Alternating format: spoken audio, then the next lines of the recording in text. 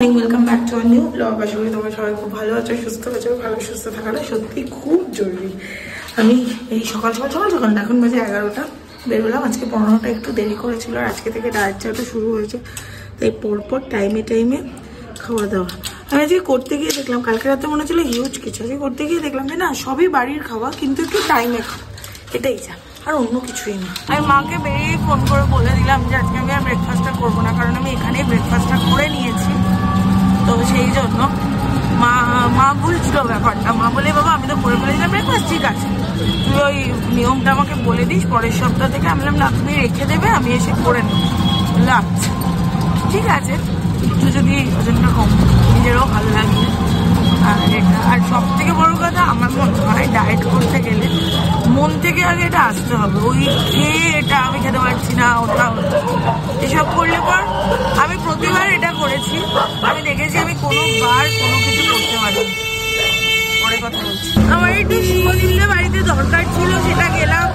কাকিমা আবার শুভদীপকে দিয়ে পিঠে পাঠাচ্ছিল।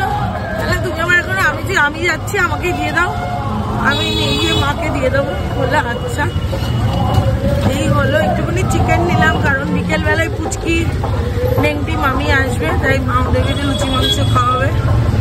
নিলাম, সব নিয়ে এখন হেলতে দুলতে আমি বাড়ি যাচ্ছি। আজকে ফার্স্ট দিন তো, অন্যান্য দিন কি হয়, আমি একটা পর্যন্ত ব্রেকফাস্ট করি না, তো কোনো সমস্যা হয় না। কালকে রাত্রেও খুব হালকা খেয়েছিলাম। আর আজ ওই গরম জলটা খাওয়াতে কি হচ্ছে, একটু খিদে পাচ্ছে মাঝে মাঝে, বুঝতে পারছি না, একটু মেসেজ করতে হবে, জিজ্ঞেস করতে হবে নাকি নর্মাল, নাকি আমারই বেশি খাই লাগছে।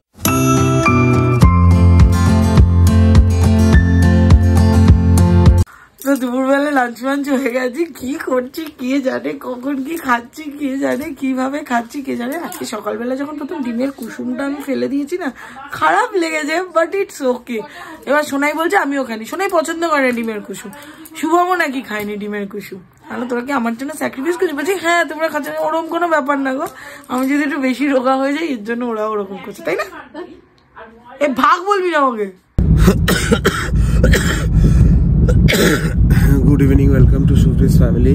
যাই হোক, এই অবস্থা, শরীরের এর মধ্যেই কাজ করতে হচ্ছে, কিছু করার নেই।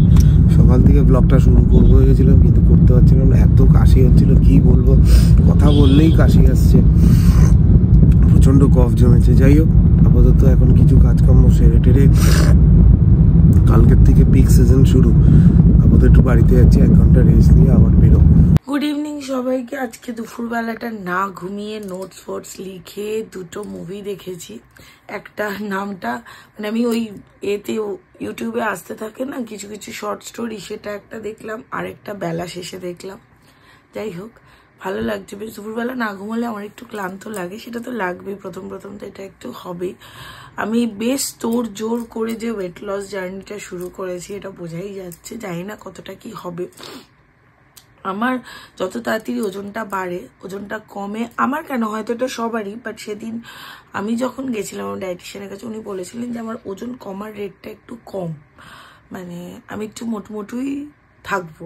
তো সেখান থেকে মেন হলো ওজন বাড়া কমার থেকেও মেন হলো তুমি একদম মানে ফিট অ্যান্ড ফাইন থাকো। সেটা খুব একটা বেশি কিছু অসুবিধা হচ্ছে না, আমার থেকে বেশি আমার বাড়ির লোকদের অসুবিধা হচ্ছে যে তারা সব কিছু খাচ্ছে, আমি ওটা খাচ্ছি না। সেটাতে আমার কোনোদিনই ওরকম অসুবিধা হয় না, কারণ আমি এরকম প্রচুর দিন আছে, আমি যেই দিনগুলো উপোস করি সেই দিন তারা সব কিছু খায়, সব কিছু সব রকম চলে, বাট সেই দিনগুলোও তো হয়। তবে এটা কেন না, এটা তো নিজে ভালো থাকার জন্য। আর হলো মানে ওই সময়ে খেতে হচ্ছে, এটা আমার একটুখানি ইরিটেটিংই লাগছে, কারণ আমি এতবার তো খাই না, ফ্রিকুয়েন্টলি কিছুক্ষণ পর খেতে হচ্ছে, ওটা আমার একটুখানি ইরিটেটিং লাগছে যে কিছুক্ষণ পর খাওয়া, ঠান্ডার মধ্যে উঠে গিয়ে ওটা একটু চাপ।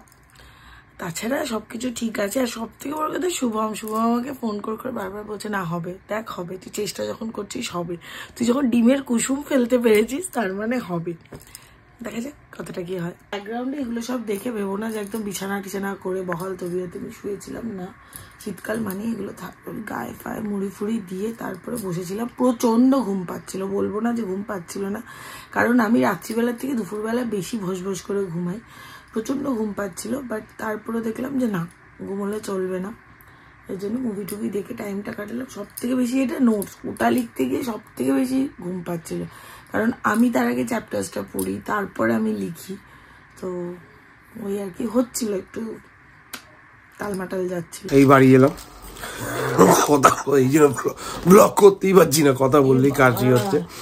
যাই হোক, একটু বিস্কুট খাচ্ছি। এই যে আগের দিন আমার শাশুড়ি মা পাঠিয়ে দিয়েছে পিঠে, যেহেতু আমি খেতে দুর্ধর্ষ ভালোবাসি। আর কাকিমা মানে শুভদীপের মা এই পিঠেটা আজকে পাঠিয়েছে, এটা খেয়ে তারপর রিভিউ দিতে হবে ফোন করে কেমন হয়েছে। দুটো পিঠে খেয়ে একটু রেস্ট নিয়ে বেরিয়ে যাবো। বেরোনোর আগে গিটার শিখলে যা হয়, ছেলে মেয়েদের প্রথম গান শিখলে, কোনো ইনস্ট্রুমেন্টাল কিছু শিখলে গান বাজাবো এই তো সবার হয় না। না না, কেন বললো হয় না? আমার এটা দেখছিলাম আগের দিনও একটা জিনিস শিখিয়েছিল, রিদমাজারে রাখবো, একটা জাস্ট টিউনটা শুনিয়েছিল, সেটা ট্রাই করছিলাম আর কি, আমি আর সোনাই মিলে। এইভাবে বেরিয়ে যাবো। এই যে এখানে মুড়ি খাচ্ছে, শুকনো মুড়ি, খাও। তার সাথে ও দিয়েছে, নাম লিখিয়েছে, কদিন হবে সেটাই হচ্ছে দেখা দিচ্ছে। বলেছিল যে অন্তত 1 ঘন্টা করে হাঁটবে, তো আজকে হয়নি, যদিও 9টা 9:30 বেজে গেছে। তো তারপরে শুভম আমাকে বলছে কোনো ব্যাপার না, যখন পারবি তখনই হাঁটবি, যা। তখন যাচ্ছি, হাঁটি, তারপরে দেখি। শুভম আমাকে দেখিয়েও দিল রাস্তাটা, বলে এতটাই হাঁট আপাতত, কারণ আমাকে তো আর 1 ঘন্টাটা প্রথম দিনই করতে বলেনি, আস্তে আস্তে করতে বলেছে। তো ঠিক আছে।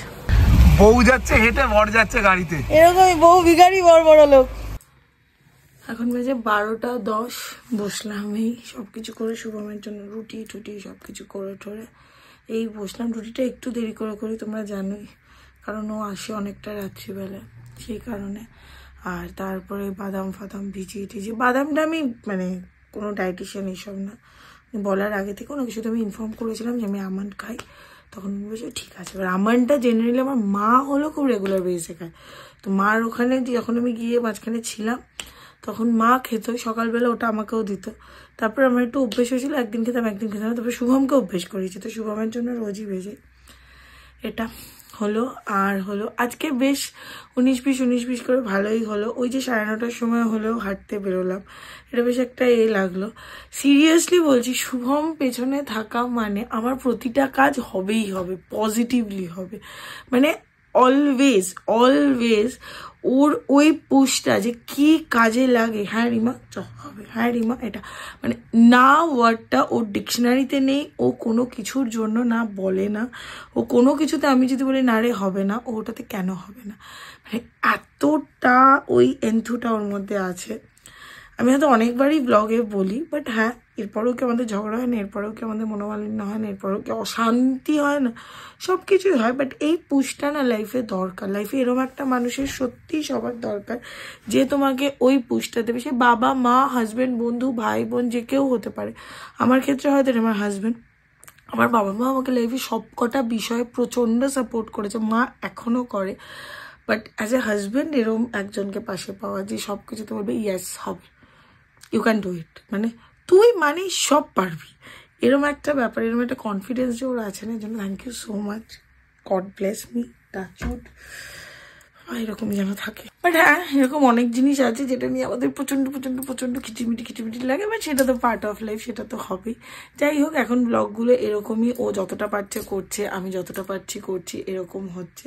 রিসেন্টলি একটা ঘুরতে যাওয়ার ব্যাপার আছে, এবার সেটা আমাদের দুটো জায়গার মধ্যে, দুটো জায়গা আমাকে শুভম আমাকে বলেছে দুটো জায়গায় হবে, একটা হলো বেনারস, একটা হলো মানে পাইপলাইনে অনেকগুলো আছে, বেনারস আছে, নর্থ বেঙ্গল আছে, আবার তারাপীঠ আছে, কারণ মায়েদের নিয়ে যাওয়া হয়নি, আবার তারাপীঠ আছে, আর তারপরে পুরী আছে। পুরী হলো আমার মায়ের অপারেশনের টাইমে আমি একটা মানত করেছিলাম, ওই পুজোটা দিতে যাওয়ার আছে। তো পাইপলাইনে এগুলো আছে। তো বেনারস আর নর্থ বেঙ্গলের মধ্যে তোমরা একটু বলো তো যে কোনটাতে আগে গেলে ভালো হবে, বেনারস আর নর্থ বেঙ্গল, দেখি কোনটার ভোট বেশি হয়। এরপর তো শুভম বাবার কৃপা, বাবা যেখানে টিকিট কাটবে আমাকে সেখানেই যেতে হবে। তাও আমি তোমাদের থেকে একটু শুনি যে কোনটাতে আগে গেলে তোমাদের ভালো লাগবে, কোনটা তোমরা আগে দেখতে চাও। এই এখন বাজে ভোর 4:30, আমি আর রাহুল এখন বেরোচ্ছি, বাড়ির দিকে যাচ্ছি, একটু জাস্ট রেস্ট নিয়ে আবার চলে আসবো।